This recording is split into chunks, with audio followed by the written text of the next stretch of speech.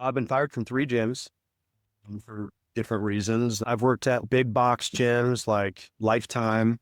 I've worked at like boutique fitness studios. Like I've taught spin classes, boxing, kickboxing, HIIT strength training classes. I have failed, been fired. I think the reason I have a business that is my own now is because I didn't fit into anyone else's. My last option here was like, you got to do this yourself.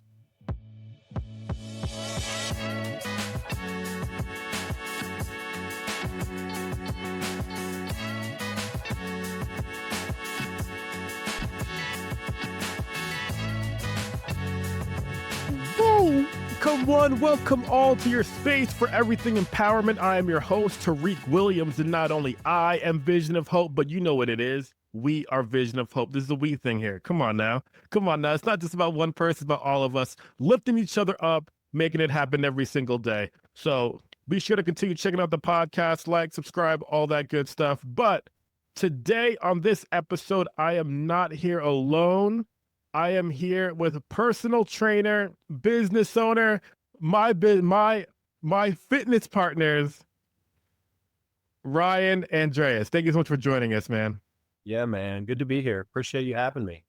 For sure, man. For sure. We met, we vibed, you know what I'm saying? And I really respect everything that you're doing. You got a lot of knowledge, and I'm really excited for you to share it with all of our people here today and share your story.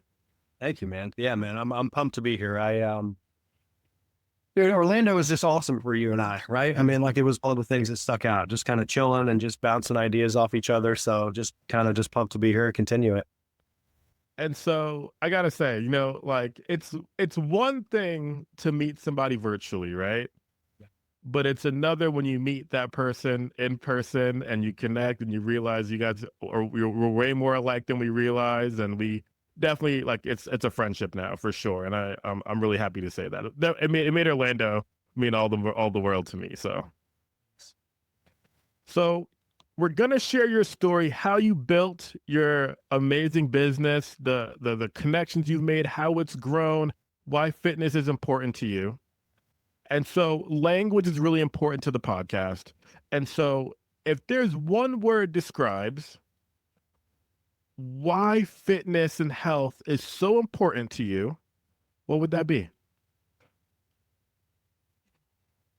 It's changed because I'm a dad now. So I'll say longevity.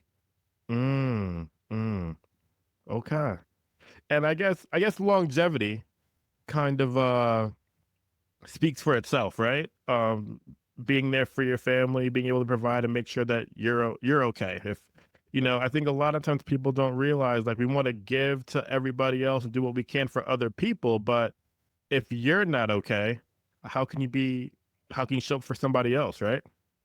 It's one of the hardest things to do, right? Take care of yourself first, especially when you're a parent.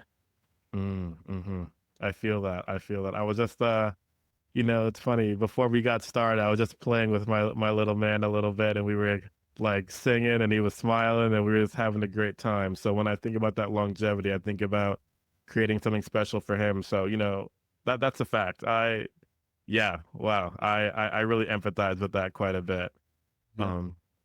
So let's start off in talking about your business. Tell me specifically about, because there's a lot of personal trainers out there, right? So tell me specifically about your niche, what you do, and why you do it.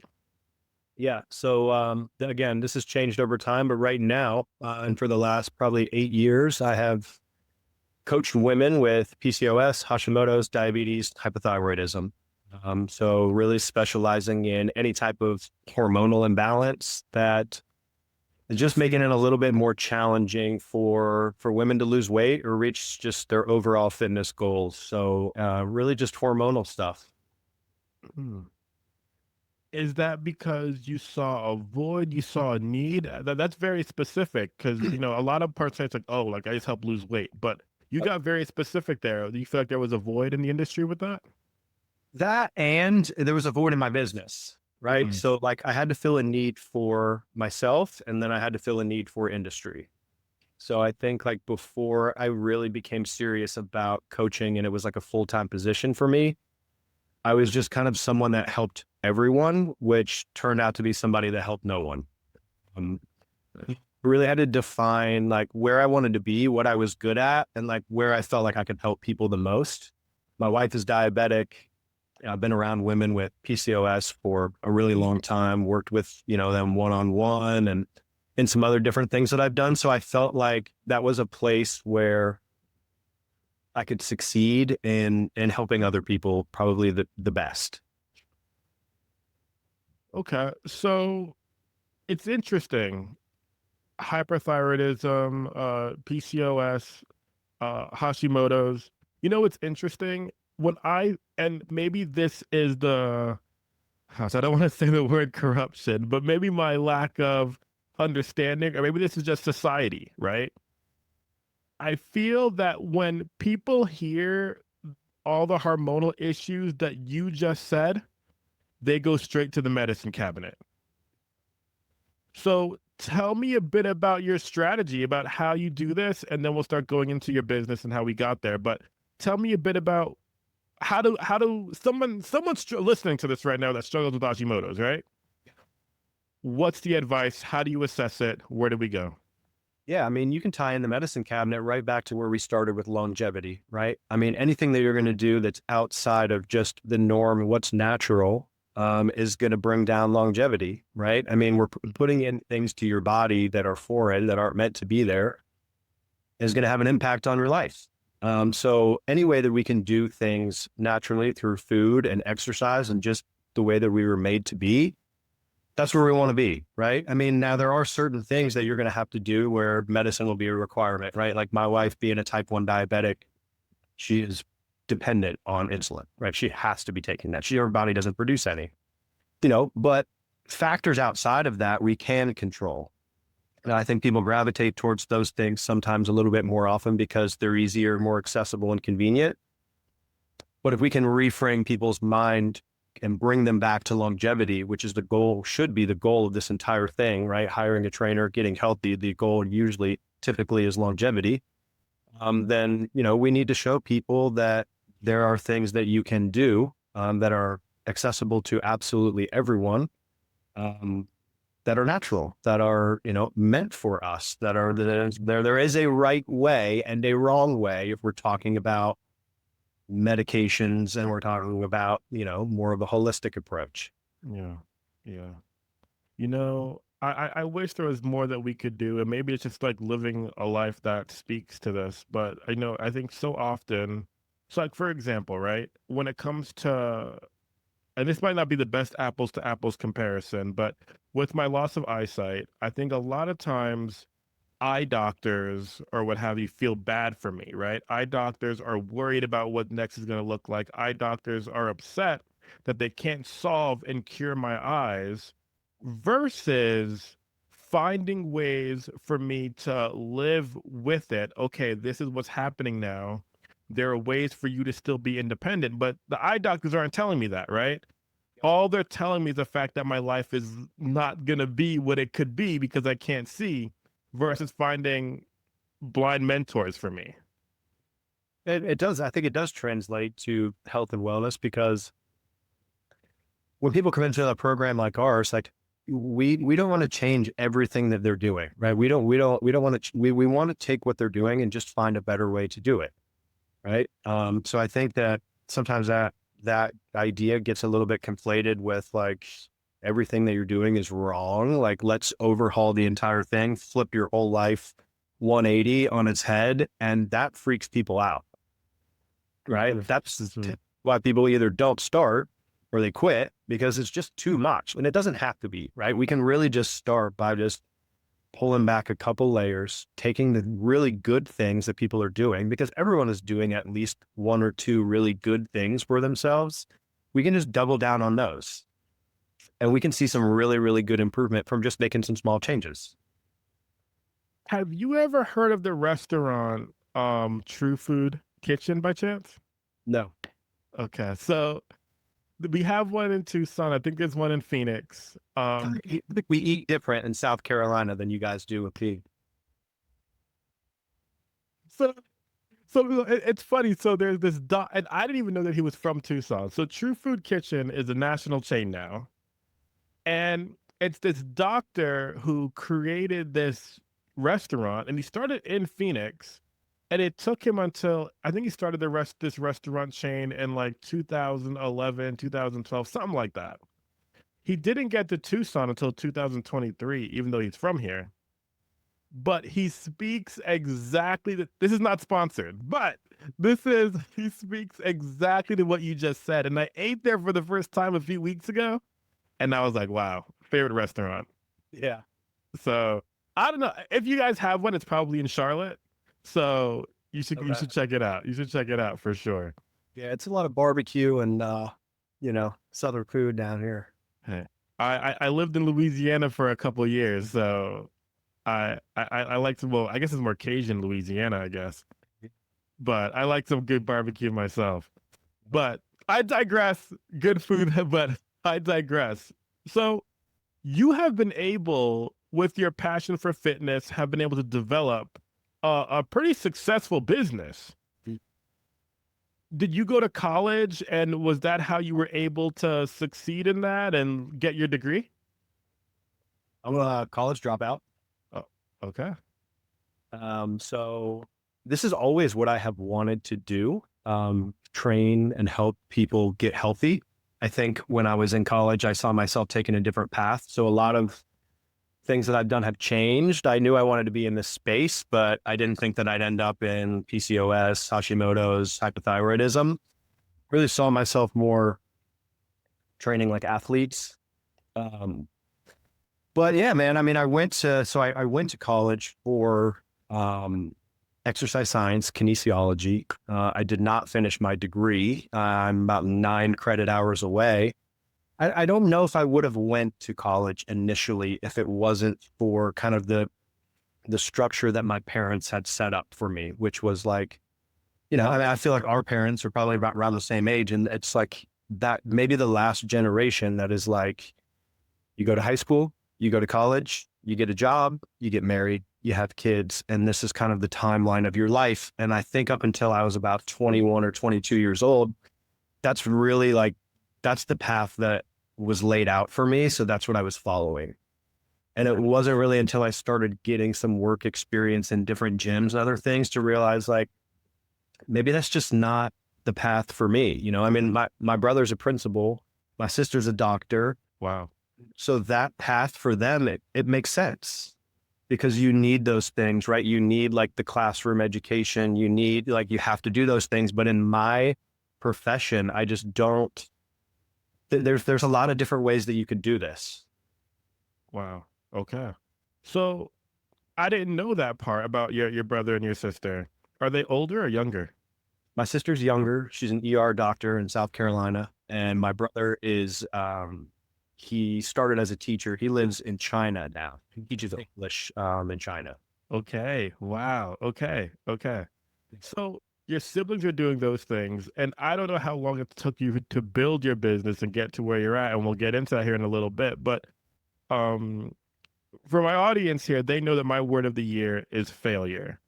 I'm a big believer in the fact that I've never accomplished anything great without some struggle, without an obstacle, without some failure and learning along the way.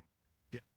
With that being said, your siblings doing those pretty cool things, was your business already successful at that point? Or were you at a place in your life where you were like, wow, like my siblings are doing all these great things and I am a college dropout? For sure.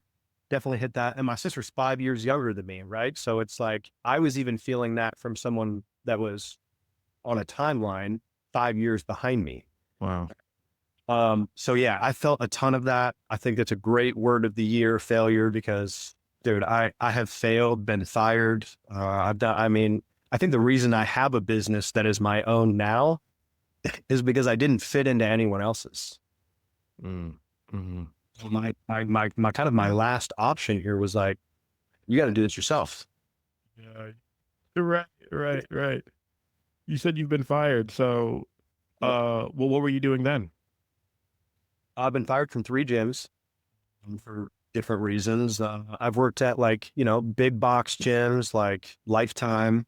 I've worked at like boutique fitness studios. Like I've taught spin classes, boxing, kickboxing, just, HIIT strength training classes. So I've done all that stuff, and that was kind of like the mid 20s for me. So like 10-ish years ago was really just like bouncing from gym to gym, studio to studio, and just teaching a bunch of classes. I mean, there was a time when I was teaching spin classes, man, and I was probably teaching like 20 classes a week. And it was just, I was just trading my time for dollars. And that industry for me was just like, you burn out with one and then you bounce to another, and then you burn out with that one and then you bounce to another one. And it just became this like cycle. Before I did all this, I was in the restaurant industry, like bartending and serving.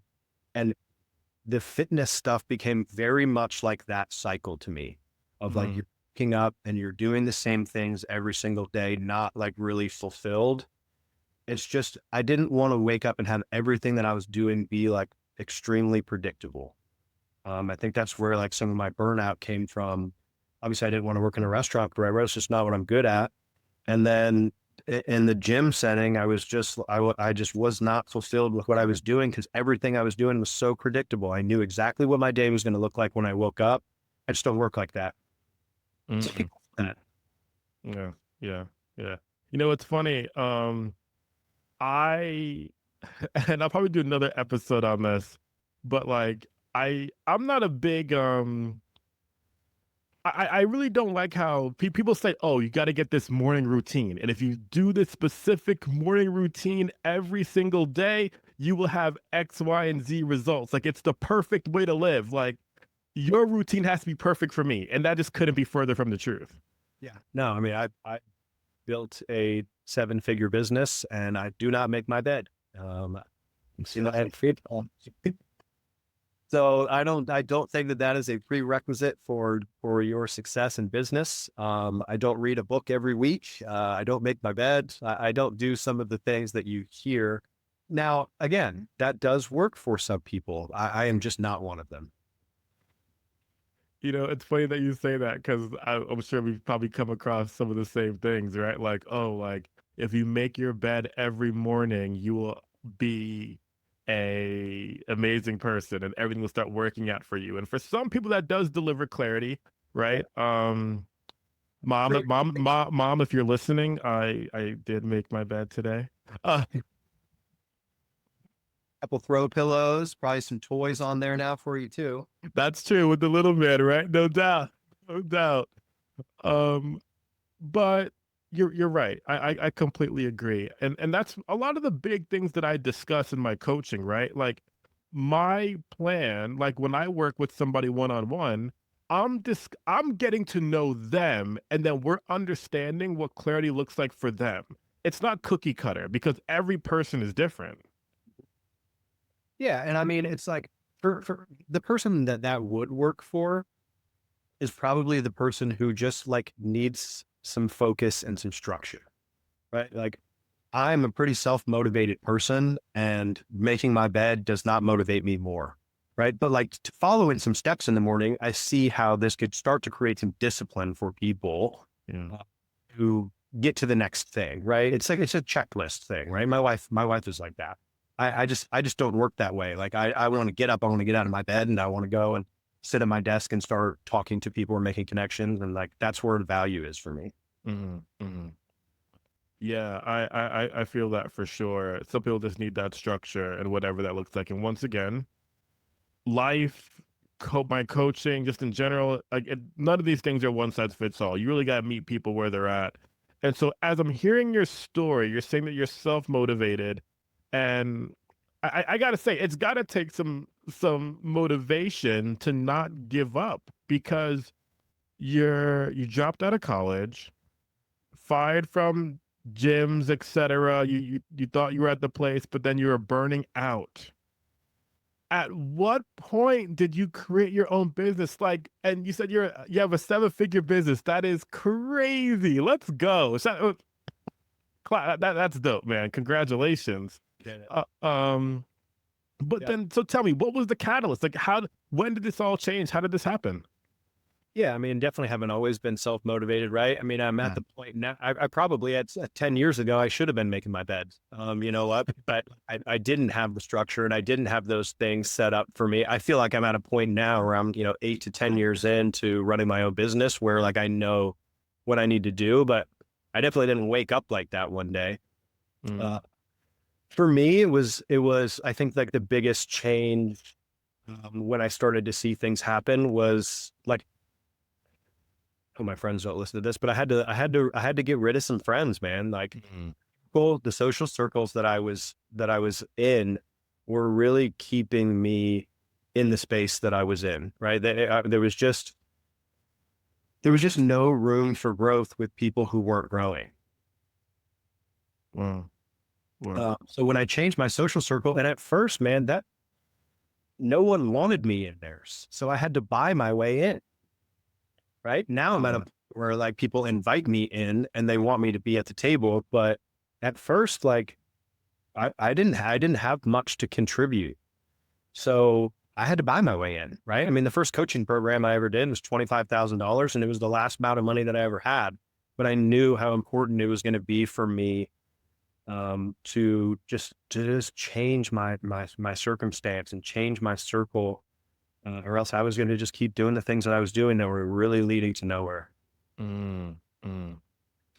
I had a science teacher tell me once. And it's funny. And I'm not going to say this was a teacher that I was super close with. Her. I have a lot of teachers that changed my life for a lot of different reasons. I wouldn't say that I was particularly close with this individual, but he said this quote once, and I thought it was hilarious. And I really wonder. I wonder what was happening, what made him tell us this. I was probably in.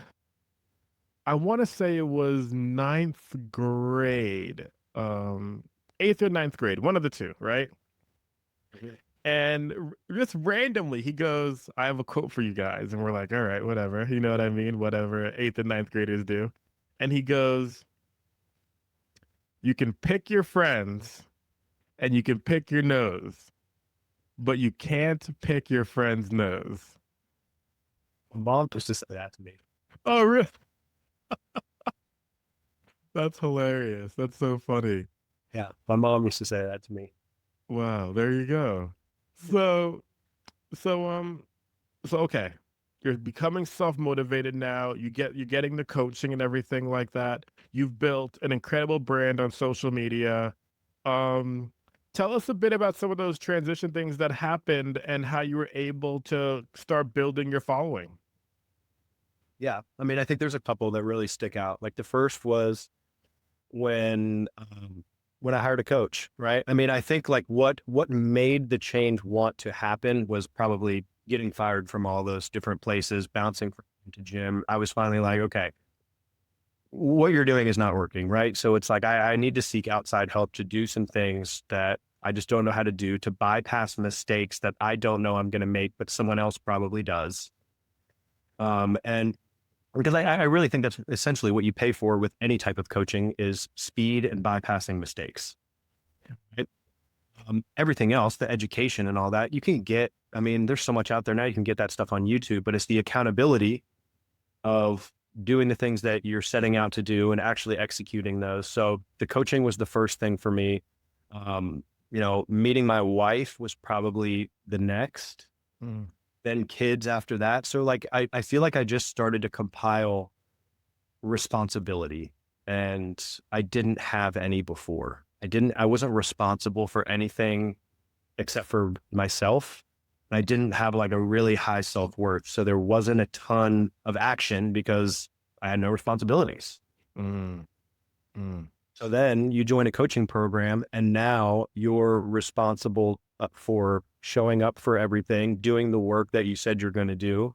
Now you have a wife who has expectations. You have responsibilities in a relationship. Yeah.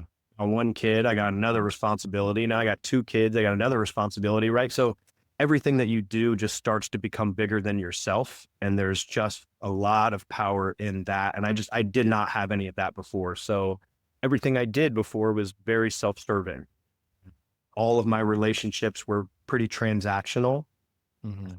And it took me acquiring responsibility over, things that I did over time to actually start to move the needle a little bit. When I became blind, I was actually in the process of trying to convince my mom that I was going to try to go out for the football team, right? Okay.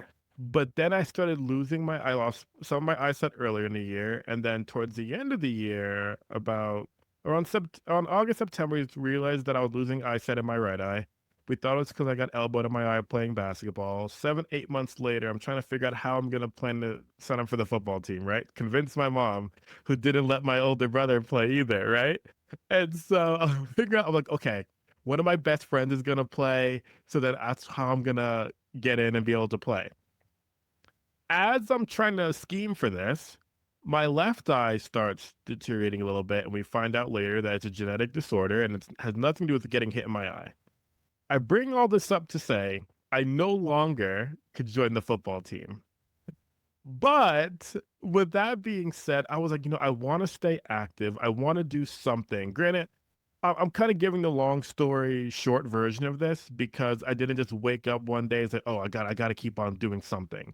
I was pretty down and out for a little while until I gained some clarity on the person that I wanted to still become and feel like I still could be that person. But eventually, over the summer went by, and I started thinking about, okay, I still want to do something or whatever. And um, I was in concert band, really since fifth or sixth grade. And I, it was, band is a non-contact sport. Hopefully. So, right, hopefully, right? And so I was like, you know what? I started off with trumpet, switched to baritone. And for those who don't know, people, whenever I say baritone, they're like, oh, baritone sax. And the answer is no. It's bigger trumpet, smaller tuba, somewhere in the middle, right? And I ended up joining the marching band. And when I think about what I learned in being in the marching band for the 2 years in high school and all 4 years of college, you know, when it was just one of us, it was all right. Like, we probably made some decent music and it looked okay. But there's something to be said for being in a community and creating something great together, right? And so hearing some of the things you said that you're learning in terms of your circle of people or like creating something special or having a responsibility to your family, like I'm thinking all about all those things and how like when you are able to just create something special with other people, it really can be impactful, not just for you, but for your family and what example that gives to the world. For sure. Man, my mom used to say, so my mom and my dad, every time I walked out the door when I was like younger and in high school, they would each have like a line they would say to me. And I always hated it. And I wish that I listened to it more and paid attention to what it meant. But whenever I would walk out the door and my dad was there, he would always tell me to remember who you are every single time. And then when I walk out the door and it was my mom, she would say, keep your circle tight. And I'm always like, what the hell are these people talking about? Like, right. And now it's like the two things that I always come back to now, because they were just like drilled into me. And here I am like 16, 17 years old. And I think it's so stupid. Now it's like anyone that I reach and impact or that like asks me for any type of advice, it's like I'm always going back to these things that were instilled in me that I really like that were in my subconscious because I wasn't paying attention at the time. Right. But I'm paying attention now. And so anyone that I'm helping, anyone that I'm speaking with, I'm trying to get them to open their mind to some of those things. Like that is like, if I would have listened to those things 10 years earlier, like how much further I would be. Right. Like it took all of this like pushing and pulling to just really come back to just like two very simple things that I think have guided kind of every single thing that I've done that I hated initially, but that I use as like a way of life now. Yeah, for sure, for sure. You know, I want to preface my comments of what I'm about to say, and it's so funny when I think that it's really cool that we met because I feel like we're so in alignment on so many different things, and I feel like our upbringings were similar to an extent for sure. And so I want to preface my comments by saying, like, there are people out there that take direction well, right? And they're great employees or great, followers, and they're able to really be a great part of like a role player asset to the team, et cetera, right? So for people, so if you're that person and you're great at that and you enjoy doing that, that's amazing. You know what I mean? I would say this: somebody who knows me just about better than anybody else for sure is my mother, right? And she would always tell me, Tariq, be a leader, not a follower, right? And we're talking about all these circles that we're in and everything like that. Like always like Tariq, be a leader, not a follower. So funny story. So we're at like the doctor's office for my son. And at this time, my son is probably like, let's say he's like 2 months old. Okay. He's like 2 or 3 months old, something along those lines. And like my son, like he's chilling, doing his thing, whatever. We're getting ready to leave the doctor's office. And there's like another baby or two over there, and they're crying, right? These babies are crying, okay? And so what babies do, babies cry, right? A lot. And so this is happening, and then my son starts to cry a bit. So then he's in his like baby carrier like car seat. And so I lean over in his car seat and whispers in his ear, like he can understand what I'm saying. And I'm like, bro, be a leader, not a follower. And then it was so funny because he stopped crying immediately. Probably it's because he saw my face, but it was pretty funny. Crazy, man, passing those things on, right? And it's like things that were very meaningless to us at one point. Like they become everything over time. So I think like anyone young, it's like if you can like, give weight to the words of those people that are around you when you are young and who really care for you, you're never going to meet someone in your life who wants better for you than your mom or your dad, right? So give weight to the words very early. I didn't have a ton of people in my life like that, right? Like, so like the people, like all I can remember as far as like mentors from when I was a kid is like my mom, my dad, and my wrestling coach. Like aside from that, it was just like messing around with friends and like, like just doing the things that kids do, which I think that's fine. And then those things should be done too. Like I don't regret any of that. But I often do find myself like thinking, if I just listen to some of these things that are so impactful and useful for me now, 10 years earlier, like just imagine how much further along you would be. So give weight to those words as soon as you hear them, if you're young, because you and I, we were getting stuff whispered into our ear when we were kids and we didn't pay attention to it until 20 years later. And it's interesting, right? Because people they don't want to like it's like I would say this: you recognize that you needed some guidance, so you got a coach, right? But a lot of times people are like, oh, I don't need coaching. I can figure it out. Oh, I don't have to listen to my parents, whatever they're saying. I don't got to listen to that person. They don't know what they're talking about. Why do people default to that? Yeah. I mean, I think they're just afraid. Mm. I mean, when you bring a coach on, whether they're paid or not, right? It automatically brings some kind of accountability to you. And as humans, sometimes we feel more responsible to show up for other people than we do for ourselves. I don't know why that we are wired like that sometimes, but we just do, right? I mean, like if I have something that I need you to do and I'm giving you a deadline for that, most people will do that by the deadline, but they're not doing that for themselves and the deadlines they're setting in their own mind. It's really weird how that works. Whew, hey, I think that's some real. I don't know if the listeners can handle that, Ryan. That is being af- being afraid of accountability is wild. But it's the truth. I never thought about it exactly like that. 'Cause I think there's a fear aspect of what you could be, but stating it how you stated, like people being afraid of credibility. There's somebody listening to this right now that's not ready to hear that, but they need to. Yeah. Wow.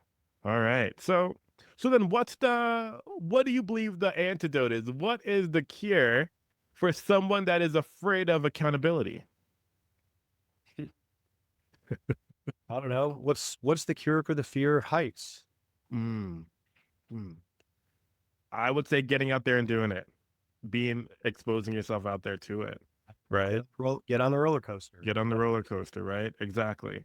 Exactly. I think that holds true for just about everything, right? I mean, it's like if you can develop the skill to hold yourself accountable the way that other people do and show up for yourself the way that you're willing to show up for other people, you're going to put yourself in a really good position to succeed.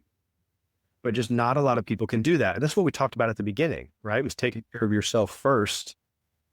And, I mean, it goes back to like the airplane analogy of like putting the mask on your son or your daughter before yourself. Yeah, yeah. Right. The So airport analogy, right? Yeah, yeah, yeah. So yeah, I mean, I think it's the same across the board. You just have to do it, right? And if you can get over the fear of doing it and then just do it once, right? I mean, like the first time doing something scary typically takes like, I don't know, 10, 20 years. And then the second time takes 30 seconds. Yeah. Yeah. I was explaining to one of my clients the other day, and, I say a lot of unique things, I think, or maybe borderline unique, I should say. When I'm working on meeting my clients where they're at, I say things that people think are crazy. Like, once again, I said my failure is my word of the year. They're like, "What are you talking about, Tariq? Like, don't say that F word. That's a bad word." I'm like, "No, like, I've never accomplished anything in my life without some struggle. That's just a fact. And if I tell you that I've never failed in my life and that I'm perfect, you'll know that I'm lying to you. So why can't I also say that I failed?" Besides the point, so getting to this part, right? I was telling a client the other day.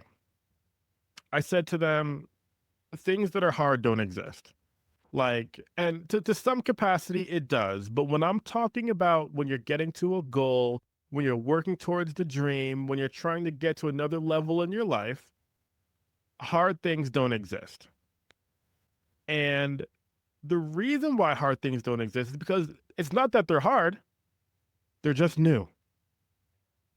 So if you take the time to practice or do the thing, because you mentioned the fear of heights. Well, if you've never been exposed to heights and then you're out there exposed to heights and it's a new thing for you, and then you have a bad experience doing it, it's going to create some trauma. And so that's a teaser for next week's episode, everybody. We're going to talk trauma next week. Besides the point, nevertheless, I don't think it's just failing, right? Oh, It's like failing is a part of it, but you're never going to fail if you're not going to put yourself in the situations where you know you're going to fail. Yeah. Right? And I think that was one of my big problems when I was younger is a lot of the things that I did came very easy to me. Yeah. So, when I was playing sports or academics, like some of these things, like I was successful at with not a ton of effort. So I was never putting myself in like situations of pressure. So you never have to learn how to adapt. You never have to learn how to overcome something when you fail. And I know a lot of people aren't like that, but that's my story, man, is like when, I was on a wrestling team. I was really good at wrestling. I was really good in school. Like things that I was doing when I was young, I felt like they came very easy, and it was a blessing at the time. And it's a curse now because I never had to learn the skills. I never had to learn the skills of the people that were at the bottom and like fighting for everything that they had. They came easy to me, so that I just never had that developmental part. And it was because I was just putting myself in a bunch of situations where my success was almost a guarantee. So it's not just about failing because everyone is going to fail, but we're all going to fail in different ways, right? So you want to fail the right way, right? And failing in the right way is putting yourself in a situation where you know you're going to, and that's the scary part because you're going to be forced to adapt.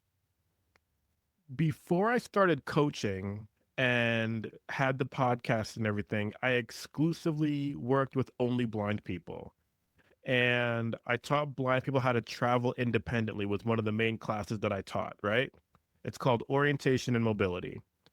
And when I would work with high school students or adults that became blind, I would tell them, I said, listen, This is going to sound weird, but literally my job is to put you in uncomfortable spaces so that you learn to get comfortable with crossing the street as a blind person, so that you're able to be successful. Like literally that's my job. Because if it was easy and if it was great for you, then you wouldn't need to be here. You wouldn't need me.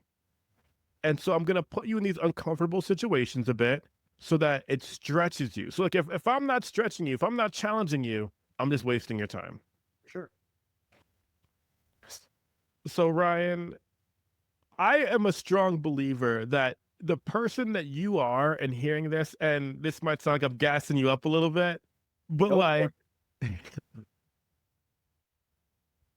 I'm just a big believer that no matter, even when you got fired and those situations were, and you were low, I'm a big believer that the mindset and the greatness that is you, like these things, and this is for the listeners for sure, and y'all have heard me say this before, the mindset, the resiliency, it takes some time to build up. Unfortunately, the mindset piece that I discuss all the time, it's not Amazon Prime. It's not going to get here in 2 days. I apologize.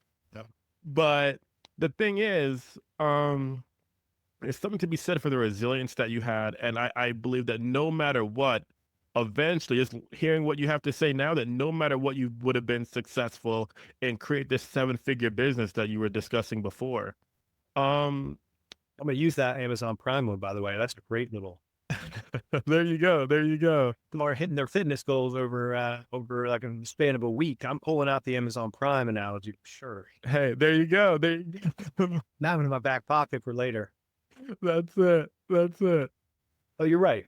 You're 100% right. So, I want to touch on this a little bit. I don't believe, once again, like this is the catalyst for your success. I don't believe that this is the end all be all, because a mindset like yours, once again, it takes some time to build, it takes some time to grow, and it gets results. But I'd be remiss if I didn't mention. So you were on a TV show for a little bit. Would you mind talking about that journey, the show, and what that experience was like? Yeah, man. I was on a reality TV show on TLC called My Big Fat Fabulous Life. Did 3 seasons with them. And the woman that I worked with on there has PCOS. So that was like really opened my eyes to like how big of a struggle that was for so many women. So that was kind of like the kickoff of that.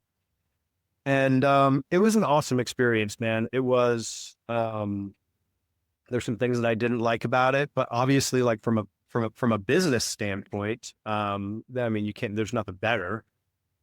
But from a personal standpoint, there was struggles in that too. I mean, there's things that happen that I don't align with. There's people that I meet that I don't particularly like. And you just have to continue to, just do what you're doing. I've become really good at being in a good mood for no reason.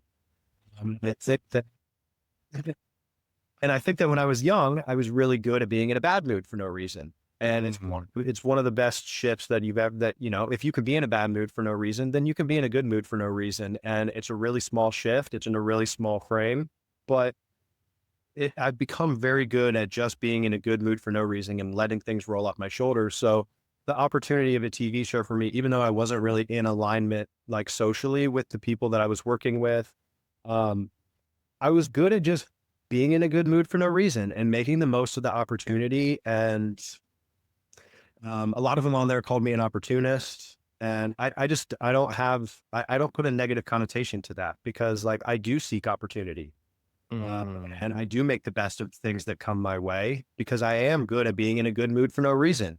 And if people, that's, I think a lot of people that I worked with on the show, thought it was some sort of a disguise, and maybe it was, right? But it was just like, I'm good at being in a good mood for no reason. I can adapt in different situations. And I knew what being in a good mood for no reason for 3 seasons in front of a national, international audience, I knew what that would do to the trajectory of a career. So I had to put aside some of the other personal things and just keep being in a good mood for no reason, man. And like most people love that. Some people hate it. And the people that hate it, run from them. They do. Yeah. I mean, like if someone doesn't like, you see people all the time, but you're like, how is that guy so fucking happy all the time? right? And so like some people seem like annoyed with an overabundance of happiness. And I used to be one of them. I'd like look at people and I'm like, what are you happy about right now? Like you're just like unhappy. And it just turned out that like if you can flip that resentfulness to a place of gratitude, that a lot of things change. So the show was great for business. I had my personal struggles in it for sure. But it really helped me, capture an audience. And also like I had to really educate myself on PCOS because I decided like, this is who people are seeing me as now.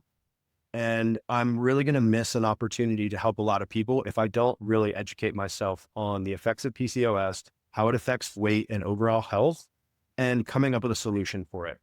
So show like that I didn't align with personally, this was something that would just stay at the forefront of my mind is like, you need to get as much as you possibly can after this out of this, educate yourself to the highest level so you can help as many people when this window of this show is closed. And it did close and I knew it was going to, but it's just a small window of opportunity. You got to recognize what those are and capture them. I'm a big believer that everybody thinks that opportunity is a specific moment where you get an advantage, but that can't be farther from the truth.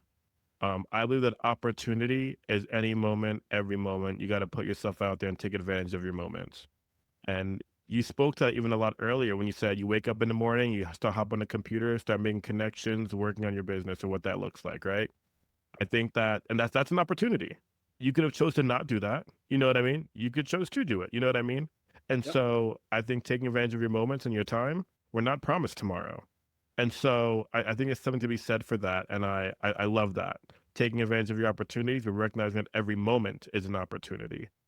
Yeah. Um, Well, I mean, so if you take you're either going to, so an opportunity presents itself and you got two choices. You're going to take it or you're not, right? Typically, not even typically, every single time, you're going to get criticized for whichever direction you go. You don't take the opportunity, you're going to get criticism for not taking the opportunity. You take it, now you're an opportunist, right? So it's just like, do what you know in your heart is going to be the best thing for yourself and your family and your small circle. And the rest is noise, man. I mean, people are going to have an opinion no matter which way you turn. Even if there's only two directions, people are going to have an opinion about both of them. yeah, yeah, for sure. And I would say the opinion that matters most is your own.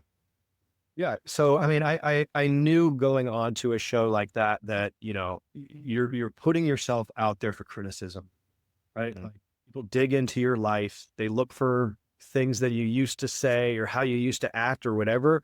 I just took the Eminem 8 Mile route, man. I just called myself out on absolutely everything. So if people want to start digging, I've already shit on myself for it. I've already told everyone I've been fired, right? Like you can't tell me something that I haven't already told everyone about me. But I know something about you. You went to Cranbrook. That's a private school. Yeah. Eminem 8 Mile yourself, man, because then no one's got anything on you. You can just own it. Yeah, yeah, yeah. We have a coach that, we've both connected with a bit, you and I both. And he said something once, and he goes, he says, you know, if it's the truth or bullcrap, the truth always wins. And so I love that. Um, I want to speak to something else that you said. And then after that, we'll get ready to wrap up. I want to talk a little bit more about your app and your business to kind of wrap up there. Uh, so your you mentioned just a second ago being happy just for no reason, just being happy, right? There's somebody listening here that probably needs to hear something like that being happy for no reason, that you used to be not happy for no reason, right? I myself, sometimes I'm like, oh, Treek, you're so positive. You're too positive for me. Treek, I can't listen to your podcast because it's too positive. There's toxic positivity. And Yeah. in my head, I'm like, I'm just living my life. If you want to call it positivity, whatever. Ultimately, I'm living a life where I'm not held down by limits. Yeah. When I think about negativity, I think that's what it is. Letting your limits have power over you. Yeah. Well, the people that are saying that typically are people that are living in an abundance of negativity, right? So Mm, when they see someone who lives in a different way, it's very clear to them how contrasting the lifestyles are, right? You're never gonna catch someone like me who is in a very similar mindset and frame that you are saying like, dude, what are you so fucking happy for all the time? Right? Like, I'm just gonna be like, I vibe with this guy because like that's how I live my life too, right? So the people that are doing that are typically ones that are like, they have a lot of negativity in their own life and maybe they just don't understand. It's not that they don't want to. It's just that in their life, it's not filled with people like that. yeah, yeah. So what's your advice then for somebody that wants to think like that? How do they get there? Yeah, and my answer is going to piss myself off because it used to make me so mad when people said this to me. And it's just finding what your purpose is. And Mm, I used to have people say that to me all the time, and it would make me so mad because I just didn't know what mine was. And I was like, well, what am I supposed to do? How can I do this if I don't have a purpose, if I don't have a why? Right? Like, when you do find that, and it's just not something that you're like, going on an Easter egg hunt for, right? It's just like it just happens. I don't know if there was like a moment where I realized what my purpose was. It was just a lot of doing the same things over and over and over and getting the outcome, right? I mean, so whatever that purpose is for you, like I think ours is pretty similar. It's rooted in our families. But when you can figure that out, and I'm not telling anyone to rush it because I used to really, really hate when people told me that. I just because I didn't have it, and I was like, I not be successful until I find what my purpose, my why, with what is this thing everyone's talking about, right? That I just don't feel. So I think like until you find that, like you need to just put yourself in the best position to be around positive people who are in line with your vision, the culture that you create around you, and then something will come, right? But it's all of like the bouncing around, the burnout, the try this, the try that, right? Isolation, all of these things I think contribute to no purpose. mm. You can really set your sights on something and go for it, then I think it starts to come to you like what you're here for, what you're doing for. I gotta say, Ryan, Amazon Prime is getting a lot of bad press from us today. We're telling people to be patient. We're telling people they gotta take their time. We're telling them it's not gonna be there in a day. Amazon Prime is not gonna like this episode. That's why we got to focus on longevity, man, because Mm, it, like you don't know when that moment is going to come. You don't know when you're going to find your purpose. So you better live it up, man. You better take care of yourself because maybe it'll come like when you're 36, like me. Maybe you'll find it when you're 20. You know what I mean? But you just don't know. So if you can focus on longevity and be around and be here for your people as long as possible, you're going to come across it at some point. yeah, yeah, that's incredible. That's incredible. Um, so you're a seven-figure business owner. You have an amazing fitness app. I thought your business partner was your mom for the longest time. She's recently retired. Tell us a bit about your business right now, the app. Tell us all the things. Yeah. So, I started this idea really when I was on the TV show of, just creating a program that was accessible to everyone in any type of body. I really wanted to reach people who, that I saw in my fitness classes when I was teaching in person, right? There's typically a couple different kinds of people in there, but there's always the person in the back of the room who doesn't want to be seen. They're a little bit shy, whatever. Those are the people that I wanted to help because those are typically the people with the least amount of access, right? Like when I was training in boxing, it's like we have NBA athletes, Charlotte Hornets, they come in whenever everyone wants to help them, right? They've got people offering them services for free because of who they are. There's people in the back of the room though that are working just as hard and they don't have those resources. They're not having people ask them, how can I modify this for you? They're not saying, hey, if you're afraid of being here, I can create something for you that you can do that is comfortable from home, right? Like if you need an exercise that is done seated, but maybe you feel a way about doing that in front of people. I can provide that, right? Those are the types of people that I wanted to help, people that didn't have access to everyone, right? Like Wow. these athletes and these high performers, that's everyone's ideal client. Everyone wants to work with that, right? But no one wants to work with the overweight girl in the back of the room who's embarrassed and shy and not saying much and just keeps her head down. But I did. I wanted to work with that person because that person deserves health, fitness, and longevity just as much as the athlete. Wow.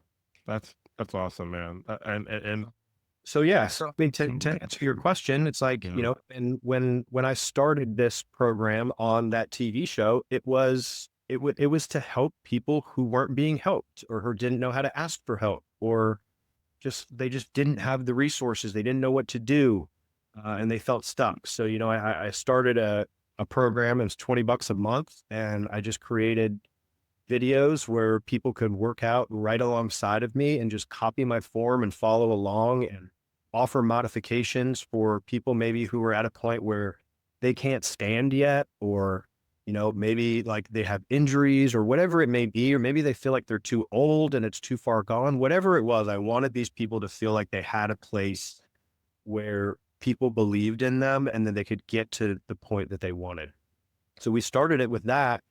And then, you know, the girl that I started that with, we just have a different philosophy on fitness, and it's completely fine because I have a different philosophy on fitness than a lot of people.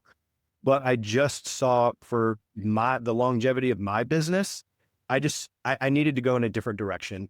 So that's when I was like, okay, I'm a 36-year-old guy and I'm coaching women now by myself without a woman with PCOS.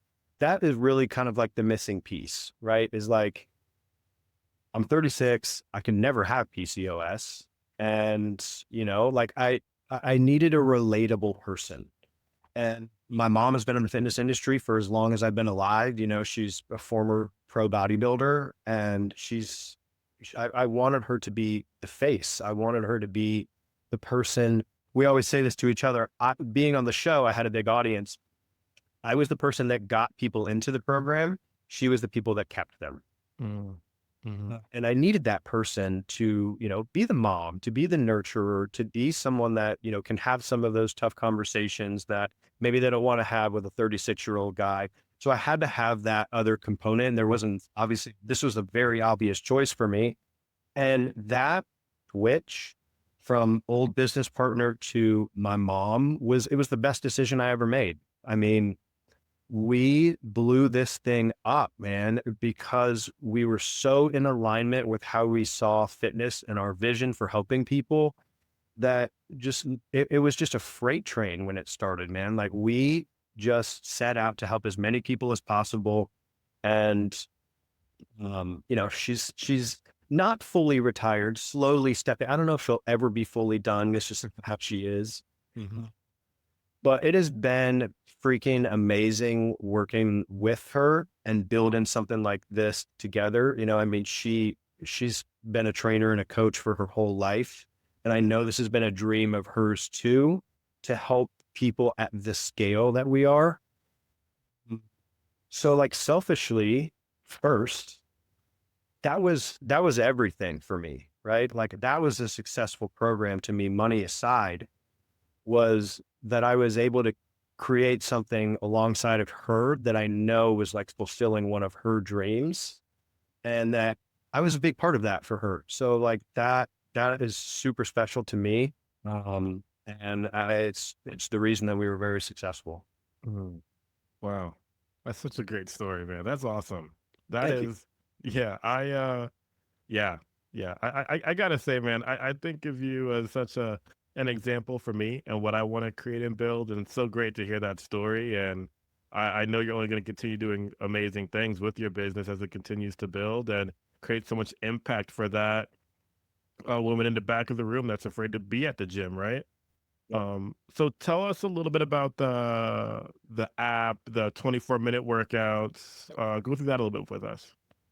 Yeah. So, you know, we have an app. It's called My Training Partners. You can find it in the App Store anywhere. And, you know, really we have a couple options, right? I really like to start people in just like a program where they can meet other like-minded people, do some really short, effective workouts, and just start to change like some really basic nutrition skills.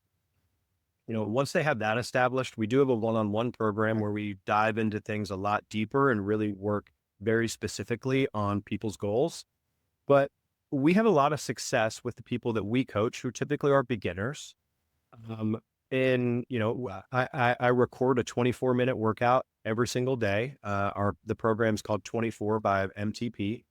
And I record a 24-minute workout every single day. So you're getting a new workout every single day. They're all brand new. You'll never see repeats. Wow. And I like the personal touch of it that we are doing it together, right? So it's not a live workout. So like I just recorded one right before this, and the workout that I did tonight is what everyone will see tomorrow. So do it on your own time. You can do it at home. I provide modifications from the most beginner to the most advanced. So like these are workouts that I do, right? They're also workouts that, someone can do, and they can, if they're brand new to fitness, that is going to push them and challenge them. They're designed for the woman with PCOS who is having some weight loss issues. So they are very based in strength. So we can start to focus on fat loss and start to work towards like some real milestones, maybe outside of the scale. That scale is important too, but there's a lot of things that my clients see that I think are just as important as those. And we do a really good job as a community in celebrating those things and really setting those as like our deadlines. Not like, I want to weigh this much by this time. It's rather like, I want to be able to do the next level modification of a squat by this time, right? I think those are way better milestones for people to hit than a number. For sure. Because if you're doing those things, if you're progressing, then the weight will come, right? And start to establish the habits. And if you can start to become self-motivated and do all of these things that we've talked about for this whole episode of being in a good mood for no reason, having some self-discipline, right? 8 Mile M&M yourself, right? So your hitters can't say anything to you, right? If you can handle some of those things, then the weight will come. That's typically the last thing that we focus on because it's just a byproduct. Yeah, absolutely. That's amazing, man. Do you have other coaches that you work with for your company? I do. So I have a coach named Erica. She does a lot of work for me, and she works one-on-one with a lot of the clients. I do the group program pretty much by myself. Okay. But for one-on-one, I have some coaches and some help. I think my mom will stay very involved in at least the nutrition side. That's really like her bread and butter is she likes helping women like make better nutritional choices and doing better in the kitchen. And she's very ingredient focused and things like that. So I will miss her in that aspect if she fully leaves. So I hope I can get, 10% of her, each week. Awesome. Real quickly, I want to tell everybody a bit about how we met real quickly. And then after that, I'm going to end it off with the one word. How we end. We start with one word, we end with one word. So Ryan and I had talked on the phone a few times, right? And we, as you all know, I don't see very well. Okay. You don't want me driving any, for those who want the eyesight description, it's been in a bunch of other episodes, but long story short, for my new listeners here, you don't want me driving a car. Besides the point, nevertheless, I don't see very well. I'm blind, right? So I'm at the event in Orlando the day before it starts, and I'm just kind of scoping it out a little bit. It's funny, the last time I'd been in that hotel, I was in a hotel with 3,000 blind people, and then I was the only blind person for this event. And so, I'm at this place kind of scoping it out, kind of reminiscing a little bit. And out of nowhere, this person says, "Yo, Tariq," and daps me up and gives me a hug, right? Like we've done this a billion times before. You would have thought that we've done this a million times before. And I'm sitting there mid-hug. I'm like, okay, this guy said my name, went in for a hug. I know I don't really know anybody here like this. And then I kind of notice a mustache. I'm getting the voice. I'm like, oh, this has got to be Ryan. And I didn't know that all that was going on. Right. Yeah. I thought you knew exactly who I was. I didn't know all of this that you're telling them right now until the next, when you told me the next day, because then we probably talked for a couple of hours, and then we got really into like what you can see, what your senses are like. We started to get into that. So I didn't know that you didn't know who I was until the next day. I was like, oh, there he is, said what's up, and then I walked off just like nothing. Right. That was it. But I bring up that story for a specific reason. I think there are a lot of this has been a great episode, right? And I think that there's a lot of big takeaways that people can take away. If it's building a business from scratch, if it's failing and being fired from your job, if it's, the burnout that comes with it, building a 7-figure business from, taking advantage of your opportunities. So many big takeaways. So I really appreciate your time. But I bring up that story because there's something to be said about the people you spend around you, the people you have around you, and being in an alignment. And so from jump, right, we met in person and hugged, and that was it, right? Yes. And I think there's something to be said about having people around you that are just, spreading joy, and whatever that looks like, want to lift you up and just want to be around your energy, and you giving good energy at the same time. And so that's one of my biggest takeaways from this episode for sure. I typically don't leave this as an open-ended question, but I'm going to do it this time for you. So if you have one word that you wanted to share with the audience of any big takeaways from the episode, what's that one word that you want to leave the audience with? I would just say be resilient. Resilient. We are not in a, there's always going to be someone better than you or more qualified at what you do. We are in a game of lasting the longest, right? I went to college with people who did exercise science. They got their degree. They're not doing what I'm doing anymore. Yeah. Worked at gyms with people, started businesses next to people that aren't doing it anymore, right? It is just a game of lasting the longest. Who's going to stick around and keep going? And the last one standing wins. Wow. That makes me think of times where I wasn't doing what I was supposed to be doing as a kid, and I'd be just joking and laughing about it. And mom would go, who laughs last laughs the best. Yep. Gems, man. There you go. There you go. Hey, that's why I can coach other people now, right? That's why I can coach other people right now, give them that clarity. And once again, I want to thank you, Ryan, for your time, your friendship, our continued friendship, and I'm excited for the things that we get to do together in the future, man. Same here, brother. Appreciate you having me on. Awesome. Thank you so much. Thank you all so much for listening. Not only I am Vision of Hope, but we are Vision of Hope. We're lifting people up every single episode. Let's get it. Not only I am Vision of Hope, we are Vision of Hope. This is the Speak Your Vision podcast. Let's get it.